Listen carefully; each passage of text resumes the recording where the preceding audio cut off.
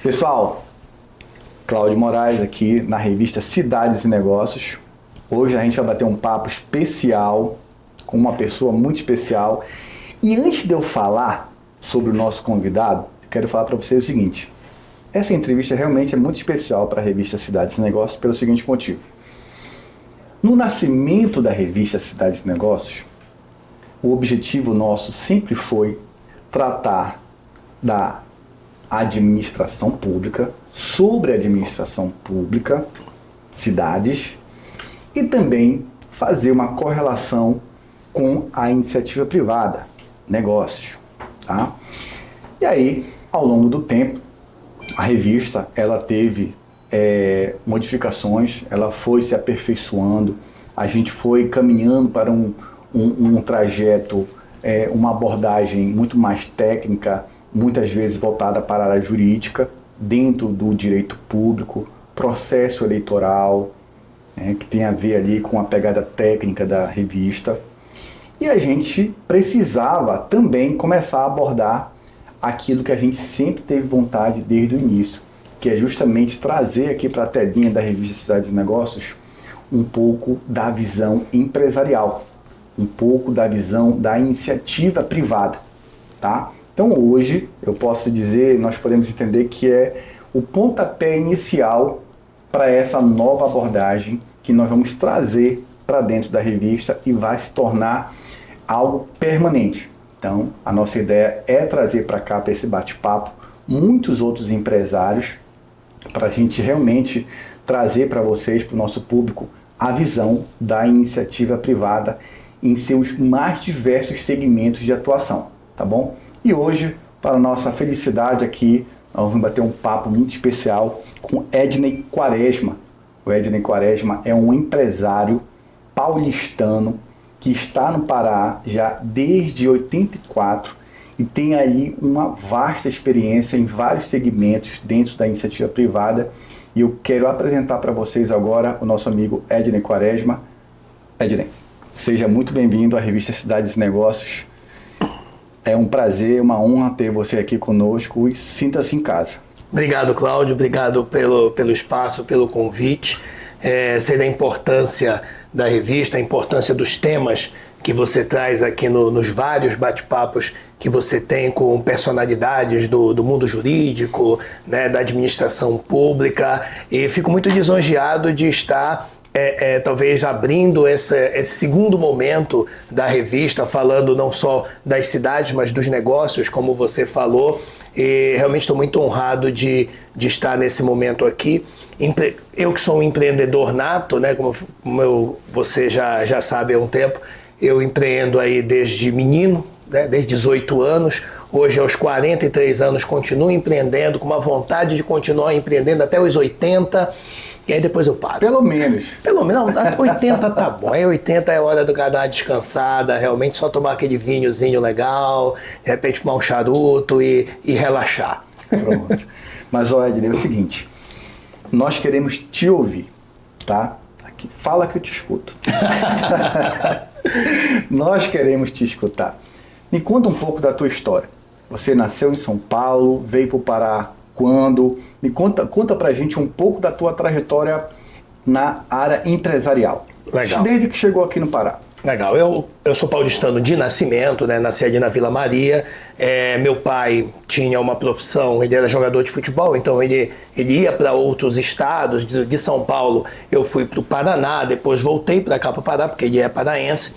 E aqui no Pará fiquei por mais alguns anos, depois voltei para São Paulo e fiquei aqui em Belém até mais ou menos 2002, 2003, quando eu fui para Castanhal. Mas aqui em Belém foi onde eu iniciei minha vida empreendedora, né?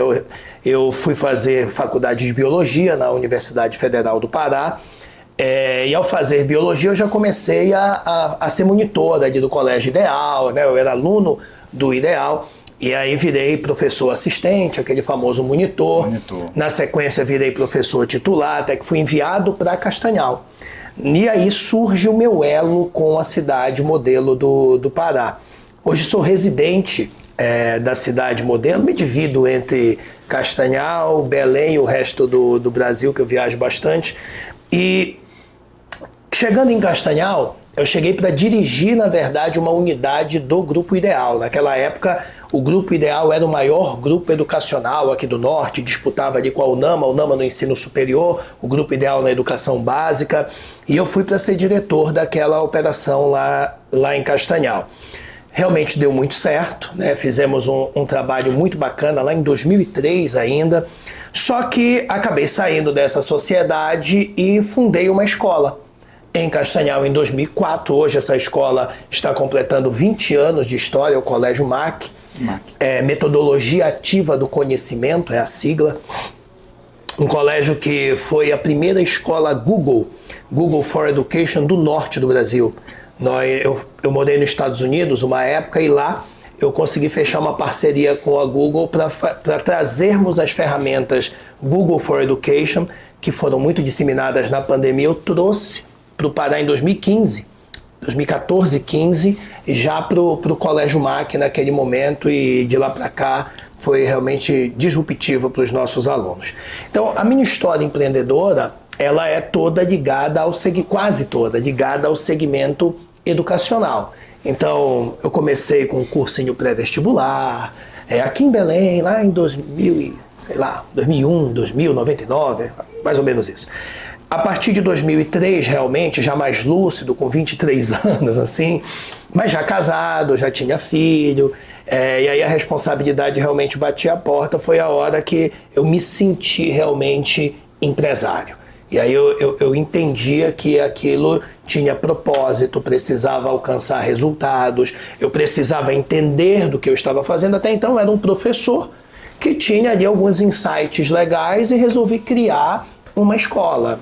Beleza, como a maioria dos empresários no Brasil. O empresário no Brasil, Cláudio, normalmente ele empreende por uma necessidade. Né? Ele enxerga ali que ele precisa de mais, ele não sabe como fazer para ganhar mais, ele acaba abrindo o próprio negócio. É uma necessidade de querer ganhar mais, não é porque ele é preparado para isso. Não é assim. Daí, em 2006, aconteceu a grande virada da minha vida empresarial, quando eu trouxe para o Pará a Unopar, Universidade Norte do Paraná, com o tal do EAD, o ensino à distância. Aquele momento realmente foi o momento mais disruptivo da minha trajetória. Porque você imagina, hein? Se educação à distância, assistir aula online, há 4 anos atrás, na pandemia, já foi assim, um grande movimento da nossa sociedade, você imagina isso em 2006, onde telecurso segundo grau era o EAD do Brasil, né? Telecurso primeiro grau, telecurso segundo grau. E aí, nós, graças a Deus, fizemos um sucesso estrondoso com essa modalidade de ensino, transformamos o Pará na maior operação de ensino à distância do Brasil. Aqui nós chegamos a ter 11.500 alunos, negócio assustador para gerir também, você fazer a gestão de 11.500 alunos, espalhamos a Unopar por quase todo o território paraense, e aí foi o momento realmente que a nossa vida empresarial mudou, seja financeiramente, seja em termos de liberdade, em termos de aprendizado, porque depois a Unopar foi vendida para uma empresa de capital aberto na bolsa, e aí os níveis de gestão, de controle ficaram muito maiores e a gente teve que aprender tudo isso na prática. Então, essa é a parte inicial, assim, eu poderia dizer, da trajetória da minha vida empreendedora. Depois tem a parte 2. Né? A parte 2 é quando na pandemia a gente olha para o lado e diz, cara, as coisas estão mudando, né? O mercado vai mudar muito. Consequentemente, esse mercado, ao mudar muito, precisamos diversificar, porque nós tínhamos colégio, a faculdade de AD, nós temos uma escola nos Estados Unidos, é uma escola chama Flexi Major School, localizada em Orlando. E é legal, você fala muito aqui sobre política pública, né? Isso foi a minha sócia, Daniela Pieralisi, ela teve uma sacada na hora certa. O governo Trump, quando Trump assumiu o governo americano, ele é anti-imigração, todo mundo sabe. Ele criou uma lei que acabava um pouco com aquela justificativa do estrangeiro ir para os Estados Unidos e dizer assim, vou levar meus filhos para estudar, porque ele não quer esse cara lá. O que ele fez? Ele abriu uma brecha na lei que ele permitiu que algumas escolas tirassem credenciais para fazer ensino à distância para outros países, ou seja, o teu filho estuda aqui no Pará, aqui em Belém, mas a nossa escola, Flexi Major, faz um convênio com a escola do teu filho, ele vai aprender as duas grades, a grade presencial brasileira e a grade online americana. Quando ele se forma no ensino médio, ele tem 2 diplomas, o brasileiro e o americano. Só que com o diploma americano, você vai para a faculdade americana, com o mesmo peso que um americano que está estudando em território americano. Então essa escola, eu fui diretor de marketing dela até 1 ano e meio, 2 anos atrás, quando eu resolvi empreender em outros negócios. Aí abri uma construtora, que vai muito bem, chamada Brascom, que atua lá em Castanhal. Investi numa plataforma de recrutamento e seleção, chamada RH Contrata. Acabei de investir também na SM Soluções Ambientais, que é uma empresa de ESG, soluções ambientais de maneira geral. E vai sair mais uma empresa agora que a gente não pode falar, que eu estou fechando o contrato agora com o novo sócio, deixa eu fechar esse contrato que a gente anuncia. Mas também na área de tecnologia, que eu acredito muito nesse segmento. Então essa é a minha seara empresarial, né? São 7 operações diferentes, onde eu lidero 3, e das outras 4 eu sou investidor, mentor, conselheiro. Ali estou sempre lado a lado com meus sócios e sócias para que a gente consiga impactar positivamente a população. Legal, você falou aí sobre algo interessante, quer dizer, várias coisas interessantes, mas teve um ponto que a gente também estava falando aqui nos bastidores sobre a sua atuação como mentor de outros empresários. Conta um pouco para a gente sobre isso aí. Por favor. Acabei pulando essa parte, a história é tão longa, né? O que acontece? Eu, como professor de biologia, lá, sei lá, 15 anos atrás mais ou menos, sou meio ruim dessas datas, minha esposa diz que eu sou ótimo do presente e do futuro, mas o passado não me pergunte, e é real. Acabo vivendo muito o presente, com a cabeça no futuro, o que passou, passou. Na minha vida é meio assim. Não sei se estou certo ou errado, mas é como eu funciono. Há uns anos atrás, me deu vontade de voltar a lecionar, mas não sei mais nada de biologia, gente. Estou há 15 anos fora de sala de aula e isso não me atrai mais, né? Com esse conjunto de empresas. Até que eu comecei a conectar alguns pontos. Quando eu morei nos Estados Unidos, em 2016, eu trabalhava dentro de coworkings, porque eu liderava minhas empresas de lá. Né? Passava o dia inteiro já fazendo reuniões online, desde 2016, com todo o meu time aqui do Brasil. E abrindo empresa lá também. Então eu ia para dentro dos coworkings, eu comecei a conhecer a tal das startups. E percebi que o modelo de gestão delas não era um modelo de gestão clássica, Fordismo, Toyotismo, aquela coisa clássica. Não, era um modelo de gestão mais moderno, chamado de gestão da nova economia, gestão do mercado digital, gestão 4.0, como ficou popularmente conhecido aqui no Brasil. Eu comecei a aprender isso e aplicar nas minhas empresas. Lembrando que isso nos Estados Unidos, naquele momento nasciam nos grandes grupos, Google, Amazon, Oracle, Microsoft, essa teoria toda nascia de dentro. As startups pegavam isso para fazer o crescimento acelerado, né? Eu peguei esse modelo de startup e trouxe para a pequena e média empresa brasileira. Comecei a adaptar isso. Até que uma mentora minha, chamada Carol Pfeiffer, que inclusive faz parte do Shark Tank Brasil e tal, ela disse, cara, você já prestou atenção no que você faz? Você faz um negócio diferente? Você pega gestão 4.0, que é para grande empresa, ou para startup, e você aplica isso em pequenas e médias empresas. Cara, é isso que você faz. Eu disse, achei o ponto. E aí transformei isso em um curso chamado Gestão Irrazoável.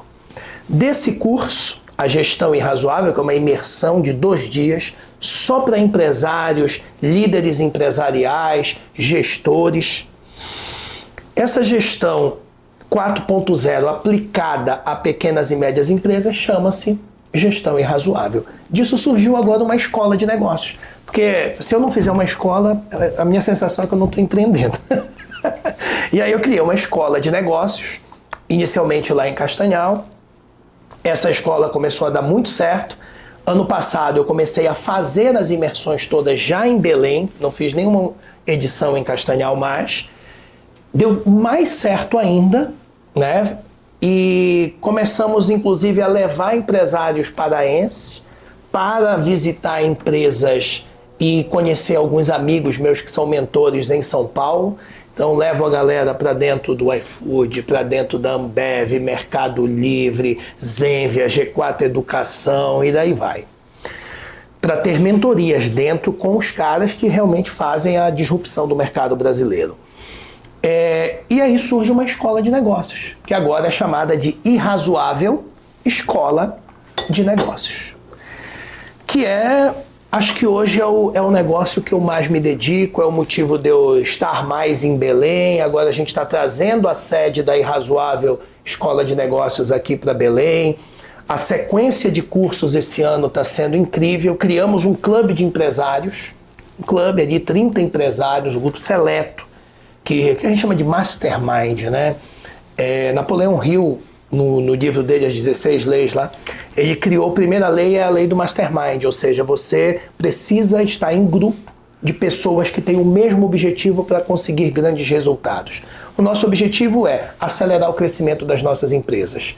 Estamos juntos, e aí eu trago para esse grupo seleto, não é mais o curso, a imersão já é o grupo seleto, eu trago grandes empresários para fazer mentoria, trago empresários amigos de São Paulo, levo essa turma para outros lugares em São Paulo ainda mais exclusivos para conversar com grandes empresários do mercado brasileiro.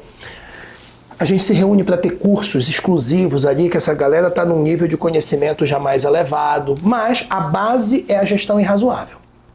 É uma imersão de 2 dias, onde a gente trata desde o gestor de si, a gente falava agora há pouco sobre gestão de tempo, prioridade de tarefas, existem várias ferramentas para nós usarmos para tomarmos decisão para isso.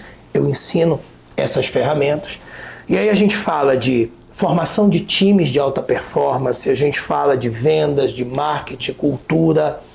Então, tudo isso empacotado em 2 dias se transformou na gestão irrazoável, e hoje, Cláudia, são mais de 600 empresários que já passaram pela gestão irrazoável aqui no Pará. Então, é um curso realmente que para mim tem feito... Cara, o efeito que eu vejo nisso é que é o mais incrível. Eu digo para ele o seguinte, não sou coach, não sou empreendedor de palco, aquele cara que criou uma empresa para dar palestra, não. Eu tenho empresa há 24 anos. Então eu trago aquilo que eu aplico nos meus negócios ou que eu vejo que os meus amigos empresários aplicam e dá certo, e eu trago para essa turma. Graças a Deus eu tenho talvez um pouquinho mais de dom no sentido de ser um professor, de talvez me portar bem no palco, falar legal. Isso acaba fazendo com que a imersão ganhe uma dimensão um pouco melhor. Isso tem feito muita diferença porque a gente tem resultados incríveis. Gente que dobrou o tamanho da empresa, os cases que a gente traz é que são mais legais. Toda a imersão eu trago 1, 2 ex-alunos, né, da imersão para contar a história.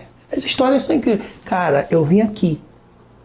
1 ano depois, eu cresci 300%. Não pode ser. Nem eu cresci 300%, então tu tá fazendo melhor que eu, amigo. Já aperfeiçoou. Você tá aperfeiçoando, me dá essa aula. Me ensina. A gente está conseguindo fazer a escola... a gente está fazendo a escola dobrar de tamanho ano a ano. Ela deve dobrar de novo de tamanho. O cara cresceu 300%. Cara, me ensina então, porque tu aprendeu mais do que eu soube te ensinar. Mas é isso, cara. A gente tem... Se eu for falar os cases aqui, eu vou ficar até amanhã, porque realmente são muitos cases. A nossa equipe de marketing mapeia esses cases, conta a história desses empresários, de gente que tinha uma indústria e tem 3 agora, e sabe, virou a chave com as ferramentas, com o modelo mental de crescimento. Está sendo muito. E eu tenho dedicado realmente o meu tempo para essa empresa. As outras todas eu tenho líderes que dirigem esses negócios ou sócios operadores. Eu realmente estou full time nessa empresa. que é uma... Eu te digo como educador, e aí já falando também como educador, eu te digo que hoje é a grande tendência do mercado, Cláudio. Porque a educação empresarial, ela passou por várias etapas no Brasil. E hoje a etapa é, eu não quero mais aprender apenas com um professor. Eu quero aprender com um cara que viveu na pele a dor que eu sinto. Porque na minha época, eu fazia pós-graduação. Eu ainda tenho pós-graduações na minha instituição de ensino. Mas o empresário prefere fazer o meu curso, que é uma vivência de empresário para empresário, como eu gosto de falar para eles. A Irrazoável, a Gestão Irrazoável é um curso de empresário para empresário. Você não vai ver fanfarra. Eu vou falar a realidade do que eu vejo e vivo como empresário, que é a dor da maioria de vocês. Então também parto de um trabalho de observação, né, de uma sensibilidade de entender as dores que o empresário sofre. E isso tem feito realmente um sucesso, é por isso que a Gestão Irrazoável está agora começando a estabelecer sua sede aqui em Belém. E a gente espera crescer ainda mais aqui no estado. Não tenho dúvida. Duas perguntas, Edney. Quantas de onde surgiu o nome Gestão Irrazoável? Eu estava esperando essa pergunta. Existe um livro americano chamado Unreasonable. E Unreasonable é irrazoável, que é uma palavra que não existia ou muito pouco difundida no dicionário brasileiro. Não é o inverso de razoável, porque o inverso de razoável ao pé da letra seria um cara meio louco, né, inconsequente. Não é isso. O irrazoável, como nós ensinamos, eu e alguns mentores que eu tive o prazer de conhecer em São Paulo, a irrazoabilidade é o seguinte: dentro de uma gestão de negócios, é impossível você mediar demais as coisas. Eu gosto sempre de fazer uma analogia. Você é um empresário, né? É um advogado, mas tem um escritório, tem uma revista eletrônica agora, então você está empreendendo. Se de repente um outro empresário resolve tirar teus clientes, tirar os anunciantes, patrocinadores, roubar mesmo, você vai ficar feliz e dizer, não, deixa o cara lá, ele estava precisando desses patrocinadores, ele estava precisando dos meus clientes. Não existe essa possibilidade. O que você vai fazer? Você vai lutar com unhas e dentes para segurar os patrocinadores, para segurar os teus principais clientes, para segurar os teus principais fornecedores. É isso que você vai fazer. Então, todo empresário, ele é um empreendedor. Essa palavra ficou muito difundida, mas as pessoas não entendem muito bem o que é empreender. Você pode empreender em várias etapas, em vários formatos. O empreendedor empresarial é o cara que constrói negócios para transformar aquilo de alguma forma. Quando você é empreendedor empresarial, você precisa ser irrazoável. Significa o quê? Fazer independentemente das condições que você tenha. Você não negocia, você precisa ser disciplinado, você precisa ter foco, você precisa principalmente ser antifrágil. E aí vem uma palavra que eu gosto muito de explicar para que todo mundo entenda o que é ser irrazoável. Irrazoável é, você empresário vai fazer uma gestão irrazoável, significa que você vai pegar um modelo de gestão qualquer. O que você escolher, ele só vai dar certo se você implementar ele de forma irrazoável. Ou seja, não tem governo, não tem funcionário, não tem desculpa, não tem pandemia, você vai lá e você vai implementar. Se precisar que pivotar, reorganizar, refazer, você faz. Você só para de fazer quando der certo. Isso é ser irrazoável. É o que nós vemos aí de tanta gente que alcançou grandes resultados. Você diz, esse cara para chegar no resultado desse é meio louco. Essa loucura é o que a gente chama de princípio da irrazoabilidade. Quando você traz isso para a gestão de empresas, eu classifico como gestão irrazoável. E a gestão irrazoável, acho que a grande habilidade é ser antifrágil. Nassim Taleb, que é um investidor, escreveu um livro chamado Antifrágil. Né? Todo mundo dá um Google aí e vai entender esse livro. Ele diz o seguinte, e eu adoro nesse momento falar com a turma que está muito na internet e compra qualquer... A minha filha me fez uma frase ontem que eu achei incrível. Ela disse, pai, a vovó acredita em tudo que tem no Facebook, né? Eu disse, minha filha. E eu acredito em tudo que tem no TikTok. Olha, pai, a gente tá muito parecido, eu e a vovó. Eu digo, pois é, por isso você não pode acreditar em tudo que tem no TikTok, porque tem muita bobagem aí. E olha a ficha dela que caiu. Ela é adolescente. Mas Então, o que a turma fala muito nas redes sociais aí, que é aquele empreendedor de palco? Empresário precisa ser resiliente. Quando eu olho, eu digo, meu Deus, imagina, resiliência ao pé da letra, o conceito de resiliência imagina uma esponja de lavar louça. Quando você exerce uma pressão sobre ela, ela deforma. Ela resiste à pressão, quando você abre a mão, ela volta ao seu estado original. Ela continua sendo uma esponja. Ela é resiliente, é um material resiliente. Se a gente traz isso para a nossa vida, é o que aconteceu com um monte de empresários na pandemia. O empresário se reinventou na pandemia, foi para o online, começou a vender, montou plataforma, vendeu no WhatsApp, se virou e sobreviveu. Acabou a pandemia, o que ele fez? Voltou para o estado original, voltou para o off. Esqueceu o online que dá trabalho. Deixa eu vender no off mesmo. Ele foi resiliente. Só que o cara que está fazendo sucesso nesse momento, como você que está aqui no digital, o que ele fez durante a pandemia? Ele veio para o online, sob aquela pressão maluca. Ele aprendeu a fazer aquilo. Quando a pressão acabou, ele voltou para o estado original? Não. Ele saiu ainda melhor. Ele sabe fazer o offline muito bem, como ele já fazia, e agora ele aprendeu o online e está explodindo no online. Ele sai melhor. Ele agregou. É isso. Então, ser antifrágil é você resistir à pressão, às pressões que o mercado te impõe e sair ainda melhor. Então, se você não tem esse trajeto, você não consegue ser irrazoável, porque o irrazoável, lembra, é fazer independentemente das condições. As condições estão péssimas, eu faço. O governo dá conta, eu faço. A alíquota mudou, não tem problema, eu me viro, eu faço. Arrumo outro fornecedor, abro empresa em outro estado, eu vou fazer independentemente das condições, que eu tenho que alcançar esse resultado. Então, a gestão irrazoável, ela é pautada nessa mentalidade. A partir daí, eu trago os pilares de gestão da nova economia que suportam exatamente esse modelo de gestão. Você tem que ser razoável em que ações? E aí eu saio descrevendo 40 ferramentas de gestão que eu ensino nessa imersão. E os empresários que atuam com você dentro desse projeto são de vários segmentos? Multissegmentos. Pegam o alicerce dos conceitos e levam para os seus negócios. Eu não sou eu não construí uma escola de negócio nichada e não é esse o meu objetivo. Porque eu entendo que gestão, ela é pautada. O nosso grande mentor, finado Abílio Diniz, ele tem uma frase que viralizou nos podcasts. Ele diz assim: empresa é tudo igual. Pessoas e processos, processos e pessoas. Eu ouvi isso do Abílio há muitos anos atrás. E eu disse, cara, eu nunca tive a oportunidade de perguntar a ele, mas eu fiquei refletindo, eu digo, cara, não é só isso, Abílio. Eu ficava refletindo. Porque se fossem pessoas e processos e pessoas, por que uma franquia quebra? Se os processos estão lá, você bota umas pessoas ali, cumpre um processo, pronto, dá certo. Não é. Falta alguma coisa. Foi quando eu descobri a teoria da irrazoabilidade. Eu disse, opa, agora eu achei.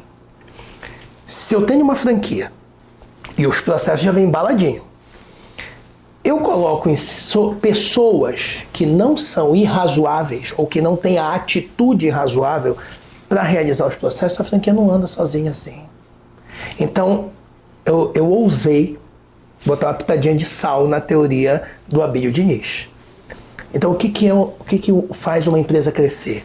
Pessoas com atitude razoável e processos estruturados. Aí você faz a empresa crescer. Então, pessoas com atitude razoável, mais processos fazem com que a empresa consiga se desenvolver. Isso se aplica a qualquer negócio. Aí sim, se aplica no escritório de advocacia, no escritório de contabilidade, na indústria. Eu tenho indústrias que começaram a... E aí, claro, disso derivam várias ferramentas que você vai usar ao longo da semana, do mês, do ano, várias ferramentas de gestão. Uma parte delas sobre pessoas, outra sobre processos, outra sobre atitude, e a gente fala muito de cultura organizacional, né? Para que você gere crescimento do negócio. O meu grupo de empresários, eles têm uma só mentalidade: crescimento. Tem que crescer. O cara que pensa em montar um negócio, ficar estável, normalmente ele não tem muito fit com o que eu falo. A turma que vem comigo é a turma que quer montar um negócio para crescer rápido. ou já tem um negócio e está precisando fazer esse negócio crescer de forma mais acelerada, porque tem essa ambição, quer, e graças a Deus a gente tem tido mais resultados muito positivos do que resultados medianos. A maioria... Tem um case, só para eu fechar essa fala, o cara me ligou, ele me chamou para fazer uma mentoria individual. Eu não faço consultoria.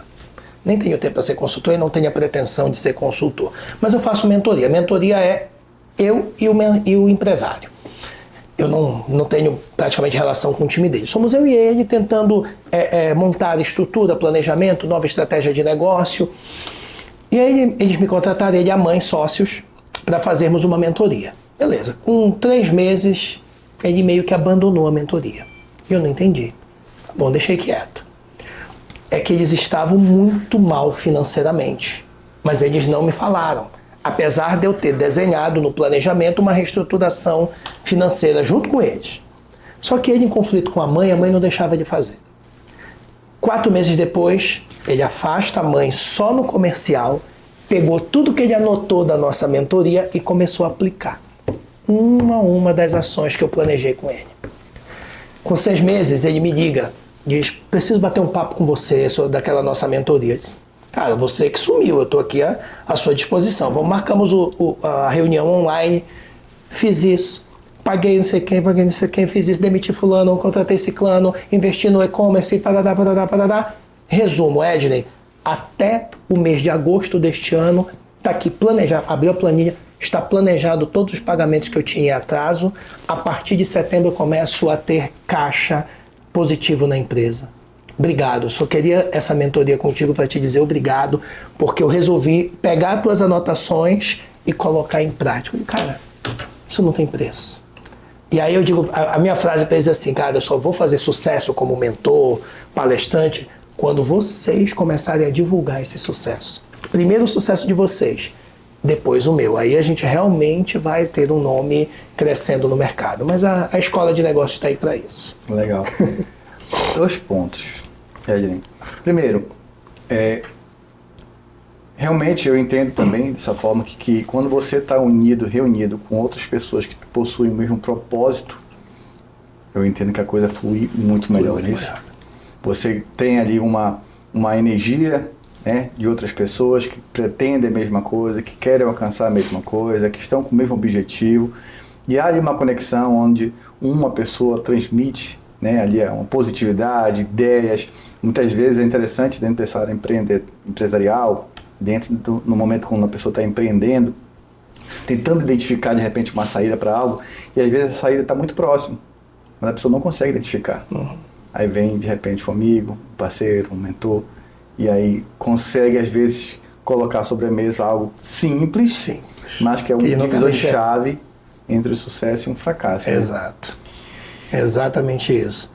E isso acontece com certa rotina, porque o que acontece tanto na imersão quanto no grupo de empresários ali, no Mastermind, é que eles fazem muito negócio entre si. Eles conversam, o empresário, ele é um cara solitário. Quando você é um empreendedor da área jurídica e etc. Quando você quer conversar de negócio, faturamento do escritório, você conversa com quem, né? Deve ser difícil, eu imagino. Não sei que você já tenha um grupo de amigos aí. E aí o que acontece muito é que a gente acaba ouvindo alguns amigos que nunca construíram empresa. Quando você está inserido num meio de uma imersão, 50 empresários, 40 empresários, você está num clube de empresários com 30, 40 empresários ali, você tem com quem discutir, com quem debater, perguntar, e aí, como tu resolveu isso? E esse fornecedor, e aquele cara, e aquele advogado, ele é bom, ele te ajudou, passa o contato dele. Então você acaba criando o que eu chamo de rede de apoio do empresário. Uma ajuda mútua. Uma ajuda mútua. Eu digo para eles assim, eu queria ganhar, eu vou botar no próximo contrato, eu brinco com eles, né? No próximo contrato eu vou botar 1% de participação de todos os negócios que vocês fazem aqui entre vocês, que sai cada negócio incrível. Tem um empresário da construção e uma dona de indústria. Aí um dia eu coloquei eles para sentarem um do lado do outro, numa das minhas palestras, num dos meus cursos, na verdade. Eles passaram o dia todo juntos. No final do curso, eu vi que eles conversavam bastante ao longo do curso. No final do curso, eles já estavam fechando, o construtor ia fazer uma vila de casas para que ela ajudasse os funcionários a financiar essa vila que ele estava construindo. Eu digo, meu Deus, eu quero 1% desse VGV, porque vocês montaram isso aqui sob meus olhos. Então você vê o nível de... Aonde que uma dona de indústria ia pensar em fazer um negócio desse tipo se a gente não tivesse criado esse ecossistema, esse ambiente propício para esse bate-papo. E sabe uma coisa que eu gosto, que eu acho que isso dá muita liberdade para eles? Eu me preocupo muito com a relação público-privada, que você falou agora há pouco. Inclusive, eu sempre tento trazer algum ente da esfera pública para conversar com esse grupo de empresários, ou até mesmo participar da minha imersão como palestrante. E aí, o que é legal desse nosso grupo é que é um grupo apartidário. É um grupo independente. Né? Eu não me permito, nesse momento, fazer partidarismo, fazer política ali. A gente está ali tentando pensar o que é melhor para o desenvolvimento dos negócios, geração de emprego, renda, pagar os nossos impostos em dia, que é uma dor no Brasil de todo empresário, e como que nós podemos nos organizar e trabalhar em conjunto ou aproveitar as oportunidades que a própria esfera pública nos oferece. Sim. Né? Então, esse é um debate muito grande que eu trago. Eles ficam confortáveis porque, às vezes, dentro de uma associação de classe, tem viés político, e ali não. Ali é sem viés. Quem vier conversar com a gente, que tiver boas intenções... O viés é o negócio. O nosso viés é o negócio. É fazer... Eu digo para eles, cara, a maior felicidade de um empresário, pelo menos do nosso grupo ali, é assinar uma carteira, irmão.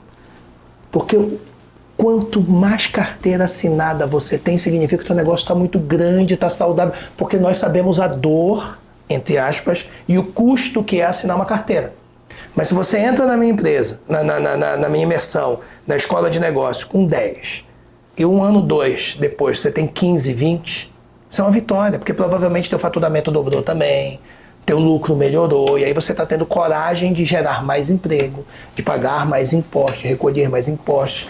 Então, eu comungo da ideia de que nós precisamos dialogar sempre com a esfera pública para entender como nos ajudarmos. Eu tenho exercitado isso também na associação, que eu sou diretor de Associação de Construtoras e Incorporadoras. A gente tem um diálogo bem legal lá em Castanhal com isso. Quero já falar sobre essa pauta que você falou agora há pouco, Ednei, mas eu também quero fazer uma observação sobre isso. Realmente, a relação público-privada, ela precisa ser melhor compreendida. O poder público, ele não consegue executar políticas públicas sem a participação da iniciativa privada. E claro que nós temos diversos segmentos da iniciativa privada que não necessariamente contratam com o poder público. Ok. Mas, sempre, de alguma forma, a iniciativa privada, que precisa ter uma atenção especial pelo poder público, até porque, na verdade, o poder público existe para bem gerir a coisa pública em prol da sociedade. E dentro dessa sociedade, obviamente, nós temos as pessoas, que a gente falou agora há pouco de pessoas, né? Dentre essas pessoas, nós temos vários segmentos empresariais que precisam ter um ambiente saudável que é proporcionado ou não pelo poder público para que essas pessoas que empreendem, que fazem negócios, possam também, como consequência da sua atividade profissional, fazer uma sociedade melhor. Exato. Justamente com a geração de emprego, geração de renda. Aí quando nós falamos de emprego, a gente, vou colocar aqui aspas, nós não estamos falando só de salários, só, entre aspas, de renda. A gente está falando de dignidade. Dignidade. Certo? Então, uma sociedade que consegue produzir, infelizmente no Brasil ainda precisamos evoluir bastante. Então, a gente precisa que o poder público não atrapalhe a iniciativa privada. O poder público é um grande consumidor, né? É um dos principais atores. Nós temos, por exemplo, vou falar de compras públicas. As compras governamentais, eu escrevi recentemente um artigo na revista Cidades e Negócios, onde eu falei sobre a cobiça da União Europeia no mercado de compras públicas da América Latina. Então, a União Europeia tem interesse de participar das compras governamentais da América Latina, Mercosul, de uma forma mais igualitária. Aí vem a questão. Nós, enquanto empresários, o empresariado da América Latina, do Mercosul, especificamente Mercosul, está, vamos dizer assim, devidamente estruturado para participar das licitações públicas do Mercosul e da União Europeia em pé de igualdade com as empresas europeias? Vou deixar essa pergunta, porque realmente é algo a se questionar, porque se a gente permite também essa abertura de, entre aspas, querer ter um pé de igualdade onde possivelmente a gente não tenha, a gente vai trazer uma série de prejuízos também para o empresariado aqui, não só brasileiro, como de todo o Mercosul. Isso é um ponto que podemos refletir depois. Se o mercado é inteiramente aberto, com pé de igualdade, ou algum determinados segmentos, isso é um ponto para depois. Mas o poder público, ele é um grande consumidor. Quando a gente vai falar dessa relação público-privada, de segmentos da iniciativa privada que contratam com o poder público. Beleza, então, necessariamente, essa relação público-privada, ela precisa ser bem cuidada, porque para que a iniciativa privada participe de processos públicos, de compras governamentais, ela precisa ter segurança jurídica. Sim. Ela precisa saber que ela vai se relacionar com o poder público e ela vai ter a estabilidade jurídica para que ela possa bem executar aquele contrato, para saber que ela vai poder receber de acordo com aquilo que está no contrato, no sentido de prazos especialmente, né? Então, assim, isso é muito importante. Agora, existe outro segmento da iniciativa privada que não contrata com o poder público. Ok. Detalhe importante. As compras governamentais, Ednei, eu não sei se você sabe, mas ela representa em torno de 12% do PIB nacional. É coisa pra caramba. É muito dinheiro. Tá? É muita coisa. Então, nós estamos falando aqui das 3 esferas de governo: federal, estaduais, distrital e municipal.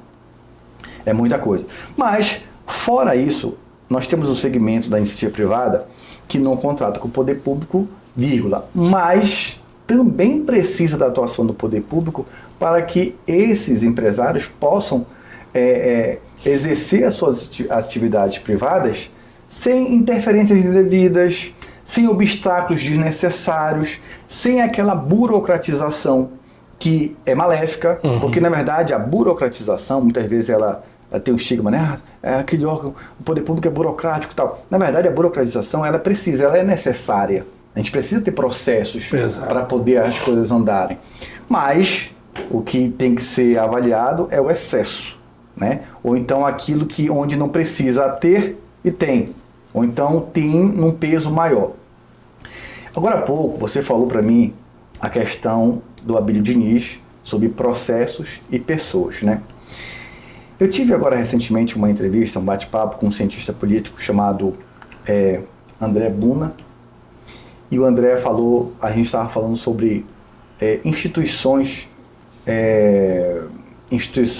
de contenção no que diz respeito à democracia. Estava falando sobre algumas questões nacionais, internacionais, e se a democracia estava correndo risco no Brasil, no mundo, né? E aí a gente acabou tocando no assunto que é o seguinte: na verdade, a gente pode ter instituições e pode ter regras de contenção, mas sempre vai depender das pessoas. Porque você pode ter o melhor dos processos. Vou voltar aqui para o Abílio. O melhor dos processos. Processo, pessoa, pessoas e processos. Mas se você tem o melhor dos processos e não tem a melhor da pessoa naquele lugar X, eu entendo que pode não dar certo. Porque é o que eu chamo de pessoas irrazoáveis. Aquelas que têm a melhor intenção para fazer aquilo acontecer, independentemente das condições. Mesmo que a condição política seja negativa, ruim, mesmo que o cenário seja pouco favorável, ele executa. Porque ele sabe que aquilo é benéfico para um todo, para uma maioria. É isso que eu chamo de pessoas e com atitude razoável. E dentro das pessoas com atitudes irrazoáveis, ou atitude irrazoável, porque assim, a pessoa, o João foi designado para determinado processo, dentro desse conceito do Abílio. Mas essa pessoa foi designada. Se ela foi designada, existe um superior que a designou, certo? Essa pessoa designada, o João, ele pode ser um excelente profissional. em determinada área de atuação. Mas para aquele ponto específico, para aquela área específica para a qual ele foi designado, ele não é a pessoa mais ideal. Ele não é a pessoa ideal, quer dizer. Ele não é a pessoa adequada. E aí, nesse caso aqui, Edlen, esse gestor, esse que indicou o João, ele precisa ter a visão de águia, ele precisa ter a visão de gestor para poder perceber que não foi a peça adequada no processo adequado, no processo certo. Isso não acontece só na esfera pública, não. Eu cansei, nesses mais de 20 anos empreendendo, de olhar para aquela boa secretária e dizer, cara, essa menina é fenomenal. Essa menina faz mais do que a gente pede, essa menina entrega resultados maravilhosos. Eu vou promover essa menina para coordenação de uma unidade. O que eu fiz? Burrada. Porque, na verdade, ela tem habilidades e competências para ser aquela melhor secretária. Ela tem um tipo de inteligência que interage com aquela tarefa e com aqueles processos de maneira brilhante. Mas quando eu puxo ela para um outro ambiente, que necessitam de outras habilidades, de outros tipos de inteligência, ela não consegue desenvolver o melhor trabalho. E aí o resultado é que ela perde performance, ela desestimula e o trabalho é mal executado. Então, é papel do gestor, tanto da esfera pública quanto da esfera privada, identificar quais habilidades, quais tipos de inteligência o seu colaborador tem, para que você possa colocá-lo no lugar certo para realizar a tarefa que ele melhor executa. Por que tem tanta gente que sai da minha empresa, que na minha empresa era ruim? Esse cara é ruim, ele não presta. Aí você encontra o cara na empresa de um outro amigo, você diz, esse cara está performando muito bem, está entregando o resultado, esse cara é maravilhoso. Você diz, por quê? Porque ele está no lugar certo, com o ambiente certo, para as habilidades e tipos de inteligência que ele tem. E aí ele desenvolve um belo trabalho. Então, é papel do gestor em qualquer uma das esferas. Saber entender. É claro que na esfera pública existem mais travas para desenvolver outros elementos e temperos, não necessariamente. Mas o que acontece, via de regra, é que se hoje eu pegar você ou um membro do teu time, você, Cláudio, e te colocar numa área contábil, tributária de uma grande empresa. Não, talvez não seja a tua área de especialização, eu vou dizer, não, agora provavelmente você vai mesmo se esforçando, a curva de aprendizagem é longa, né? Todos os processos que você vai ter que executar são muito diferentes daqueles que você que você domine, que hoje você é um dos melhores da nossa região. Então, por mais que você seja bom aqui neste setor, provavelmente você não vai ter a melhor performance. Mas se eu te trouxer de volta para cá, você volta a performar de maneira brilhante. Essa sensibilidade, e o gestor tem que ter outra. Existem ferramentas de gestão para isso. Na gestão irrazoável, tem 3 ferramentas que eu ensino exatamente para você fazer esse mapeamento. Interessante. Porque quando você... Um dado que é muito importante. Um colaborador errado na iniciativa privada, ele demora 12 meses para trazer resultado para a empresa. Porque hoje, um período de recrutamento e seleção, ele demora 3 meses. Um bom recrutamento e seleção, 3 meses. Você achar o cara para aquela vaga. Depois ele tem mais 3 meses para se ambientar, né? Nós chamamos tecnicamente de onboarding. São mais 3 meses para aprender toda a mecânica da empresa, processo, sistema e etc. Aí, para que ele comece a performar 3, já são 9 meses. Então, conta comigo. Você passa 3 procurando o cara e mais 3 para você perceber que ele não é o cara para a função. Perdeu 6 meses. Recomeça o processo. Mais 3 meses, mais 3 para saber que esse cara é o cara certo. Você perdeu quanto tempo nessa jornada? 1 ano. Então é fundamental que o gestor hoje tenha ferramentas de gestão que sejam fáceis de ser usadas, que sejam ágeis na tomada de decisão, exatamente para evitar esse problema. Porque isso na esfera pública, isso causa uma lentidão da coisa pública. E na esfera privada? Isso faz com que o teu concorrente te atropele. Porque o concorrente, se ele sabe esse modelo de gestão, ele rapidamente corrige o problema e te atropela no mercado. Interessante. Eu tenho, né, ao longo do tempo, uma experiência muito mais longa com com questões voltadas para o poder público, tá? E quando essas peças são mal colocadas, a gente... porque assim, a dinâmica do poder público, da administração pública, ela, em hipótese alguma, ela é igual à da iniciativa privada. E eu já tive inúmeros exemplos de identificar ótimos profissionais da iniciativa privada que, ao ingressarem no setor, no poder público, talvez devido à forma como foram inseridos e também o ambiente que estava ali posto, não conseguiram desenvolver um trabalho.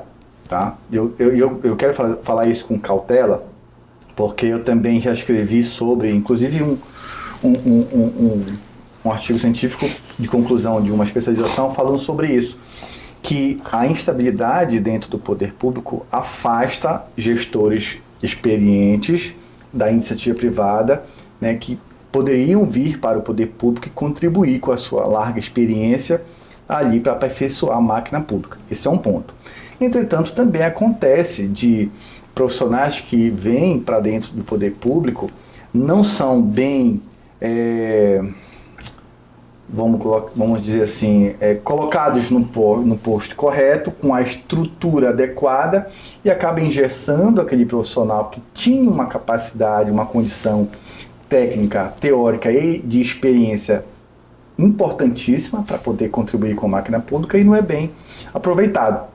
O problema é que quando você faz um movimento errado desse dentro do poder público, você vai atrasar o medicamento chegando lá no posto de saúde, você não vai conseguir colocar o médico onde tem que estar, na hora que tem que estar, lá no hospital público, você não vai conseguir executar a obra da creche, que ela tinha que ser concluída antes do final do ano, porque é preciso que as mães, os pais daquela comunidade possam ter aquela escola já construída, aquela creche, para poder no ano seguinte já planejar suas vidas, sabendo que tem a creche lá no bairro, sabe? Então, esses movimentos errados dentro do poder público e ter um impacto rápido na sociedade como um todo, até porque quando você falou desse processo de aprendizagem, de recrutamento, de capacitação, de ambientação da pessoa, eu também transportei isso para a minha experiência dentro do poder público, como que isso é maléfico, sabe?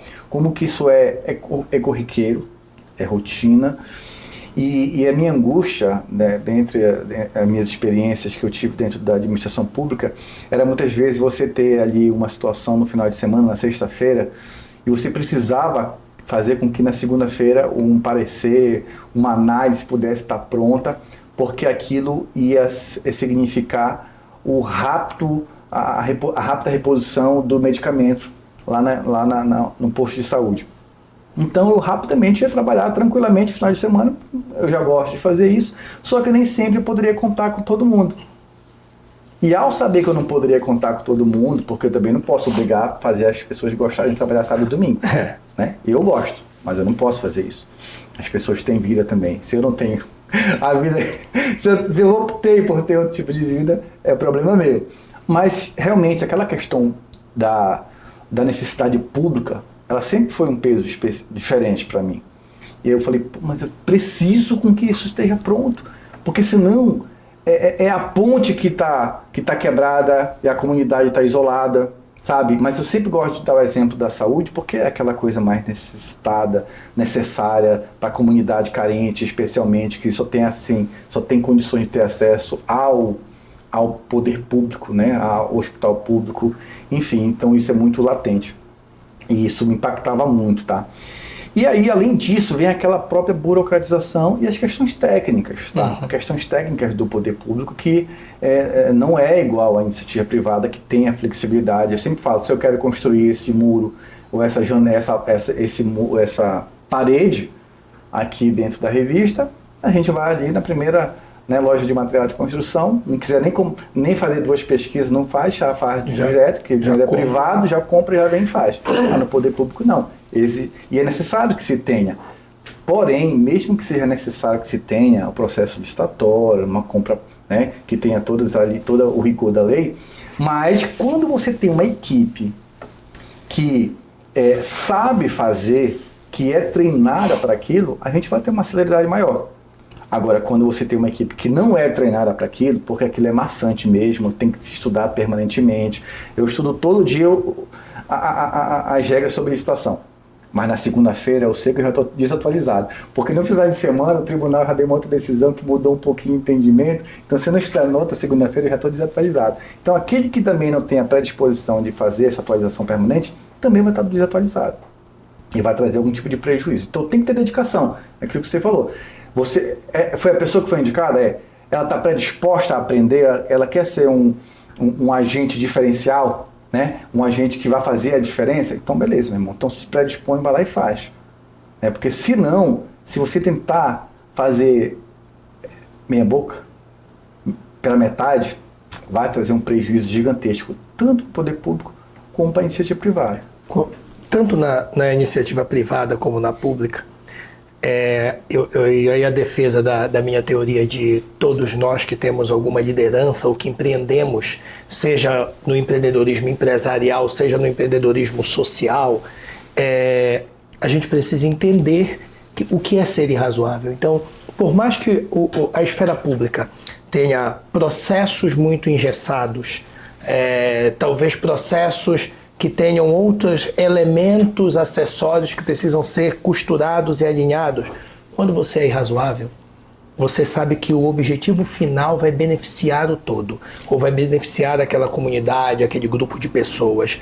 O que você vai fazer? Você vai simplesmente fazer. Você vai costurar, você precisa costurar com as pessoas certas, você precisa cumprir as etapas do processo, por mais que sejam lento e moroso, não tem problema, eu vou fazer. Então, a irrazoabilidade, ela vem exatamente nessa direção. Se todos nós que temos cargos, que nem todo mundo consegue ser irrazoável, e eu digo que nem é benéfico que todos sejamos. Por quê?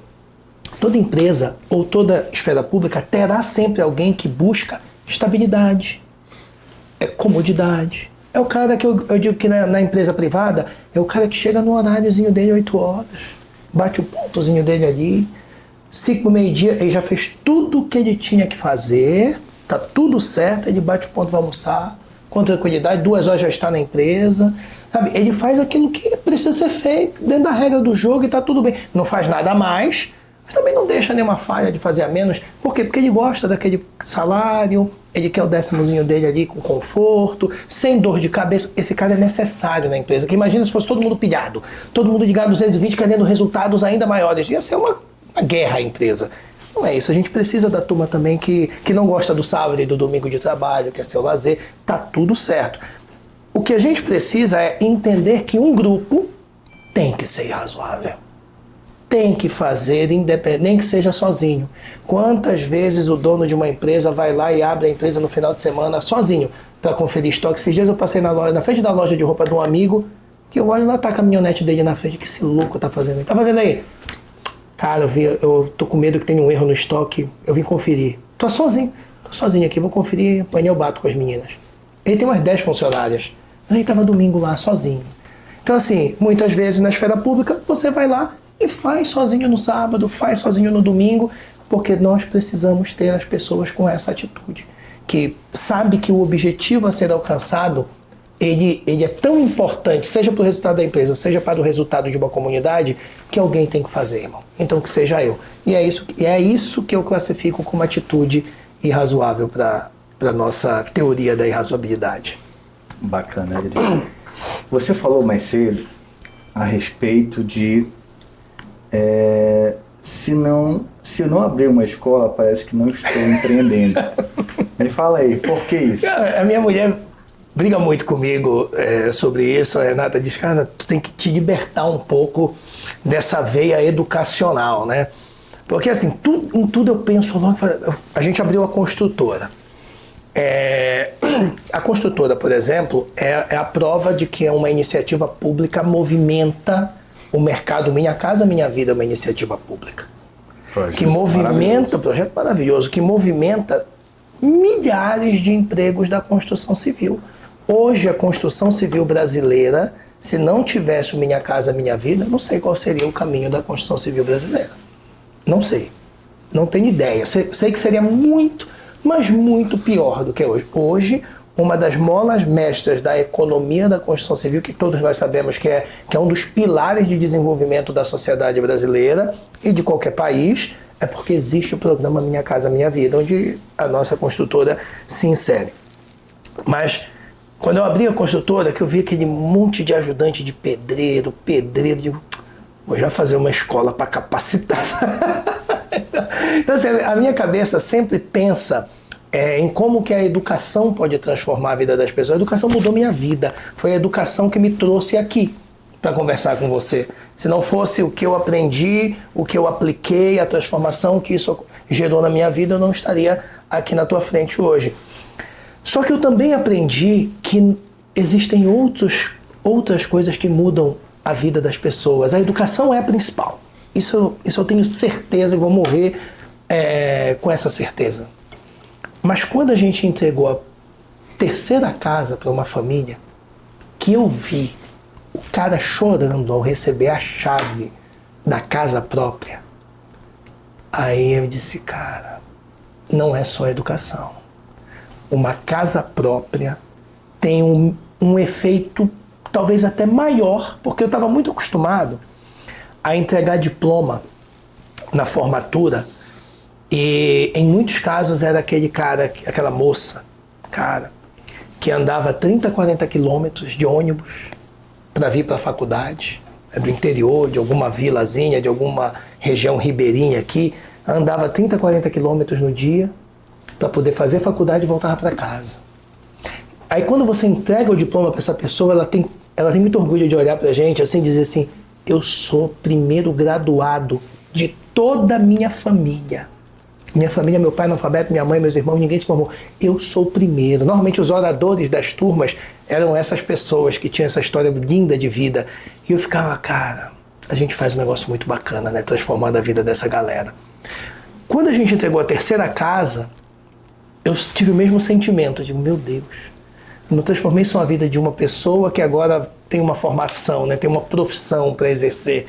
Estou transformando a vida de uma família. Olha o cara com 2 filhos, chorando, um pai de família, um cara maior do que eu, a lágrima escorrendo porque ele conseguiu ter a casa própria. Cara, é muita transformação. Aí eu investi nessa plataforma de recrutamento e seleção. Aí nós começamos a fazer entrevista com as pessoas que a gente arrumava, entre aspas, né? Fazia a seleção, a triagem e colocava ela no novo emprego.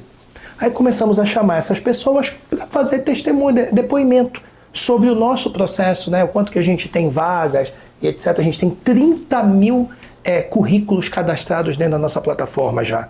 Em 1 ano e meio, um ano agora, 1 ano e 2 meses. A gente tem 30 mil currículos. E aí a gente tem vagas espetaculares, a gente faz toda a triagem para colocar as pessoas nessas vagas. A gente começou a mapear a mudança que a gente fez na vida dessas pessoas. Eu digo, meu Deus. E aí a minha tese de investimento veio. Eu digo, cara, a minha tese empresarial eu só gosto de fazer negócios que transformem profundamente a vida das pessoas. Então, se você olhar toda a minha cadeia de negócios, na verdade, ela gera um emprego. Transformação, né? Gera uma transformação profunda. Educação, um emprego, uma casa. Cara, são coisas que são básicas da sobrevivência. Se a gente olhar a pirâmide de Maslow, lá da gestão clássica, a primeira linha da pirâmide de Maslow é sustentação. Como eu sustento a minha família? Preciso de um lar, preciso de um teto, preciso de comida, preciso de emprego. É isso. Falta só abrir um supermercado agora. Não, cadê? Mas olha, minha bandeira também é educação, sabe, Adnei? Educação, eu sou fruto também disso, mas eu não sou entrevistado hoje, eu e você. Mas todas as vezes que eu estou conversando com alguém, e a gente... É impressionante. Qualquer tipo de assunto que a gente venha debater, eu vou até relatar o que aconteceu comigo essa semana no Tribunal de Justiça. Eu estava conversando com um desembargador, fui despachar, e a gente acabou puxando um assunto sobre saneamento básico. Falamos sobre saneamento básico e tudo, e falamos ali de eu acho que 2 assuntos, 2 pautas, e eu percebi, ele estava fazendo uma reflexão, E aí, ao final, ele terminou e eu falei assim, doutor, é impressionante. Tudo que nós falamos aqui agora deságua na educação.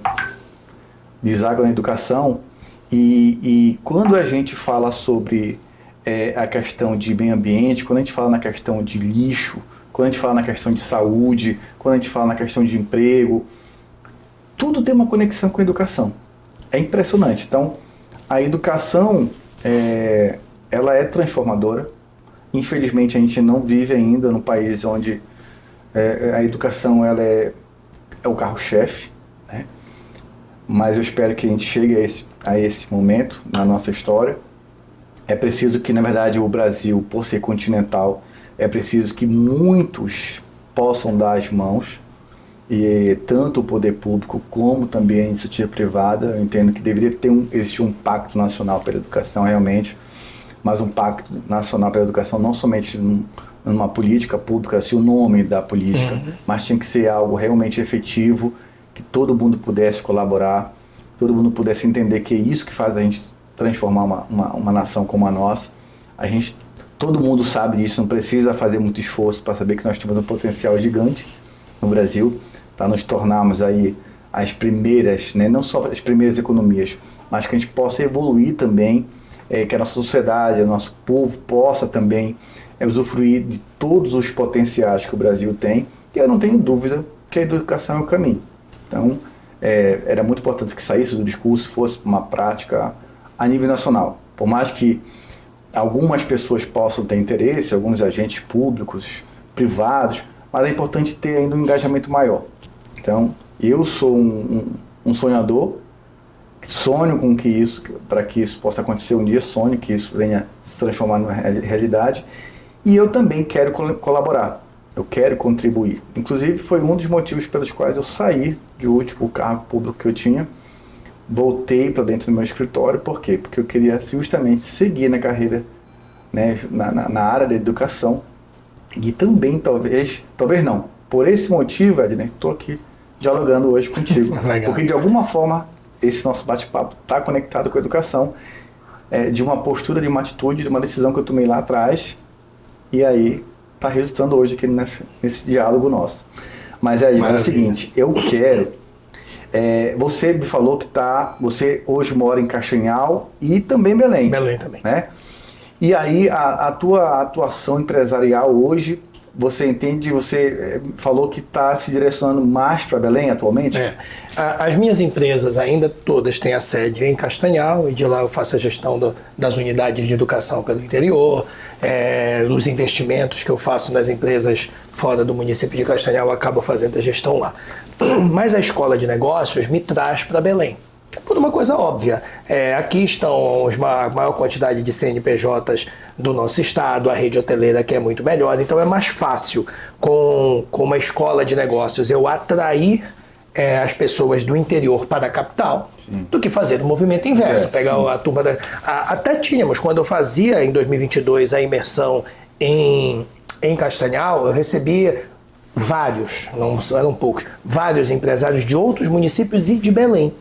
Mas, quando eu comecei a fazer a imersão em Belém, 50% da turma é Belém, 60% da turma é Belém, e os outros são dos outros municípios.